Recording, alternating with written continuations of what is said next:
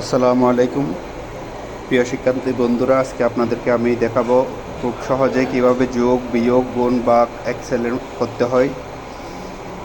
যোগ বিয়োগ গুণ ভাগ আপনারা আগে বিভিন্ন নিয়মে করলে থাকলেও আশা করি আজকে আমার দেখানো নিয়মটা আপনাদের কাছে অন্যগুলোর চাইতে সহজ মনে হবে। আপনারা জানেন এক্সেলের যোগ বিয়োগ গুণ ভাগ এগুলো হচ্ছে সেল ভিত্তিক। আমরা সেলকে ক্লিক করেই মাঝখানে শুধু যোগ বিয়োগ গুণ ভাগ এই চিহ্নগুলো দিব। যোগ করার ক্ষেত্রে আমরা প্রথমে 100-কে ক্লিক করব। 100 সেলে ক্লিক করে কিবোর্ড থেকে যোগ চিহ্ন দিব। এরপর 200 সেলে ক্লিক, এরপর এন্টার। বিয়োগের ক্ষেত্রেও একইভাবে প্রথমে আমরা 200 টাইপ করতেছি, পরবর্তীতে 200 থেকে 100 বিয়োগ করব, সেজন্য 100 দিলাম।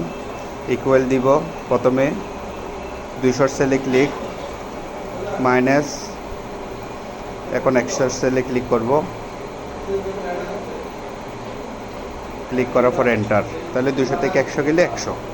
গুণ করার ক্ষেত্রে আমরা 10, প্রথমে 10 দিব, আবার 10কে 10 দিয়ে গুণ দিব। যে করে গুণফল বের করবে সেখানে দিব ইকুয়াল সমান চিহ্ন, প্রথম 10-এর ঘরে ক্লিক, ইনটু মানে স্টার, কিবোর্ড থেকে স্টার, এরপরে পরের 10-এর ঘরে ক্লিক, এন্টার।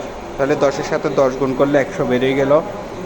এবার ভাগ করব, আমরা 100-কে 10 দিয়ে ভাগ দিব, যে ঘরে ভাগফল বের করব সেই ঘরে ইকুয়াল দিব, প্রথম 100-এর ঘরে ক্লিক, ভাগ চিহ্ন দিব, ডিভাইডেড বাই, এরপর 10, এন্টার। তাহলে 100-কে 10 দিয়ে ভাগ দিলে 10।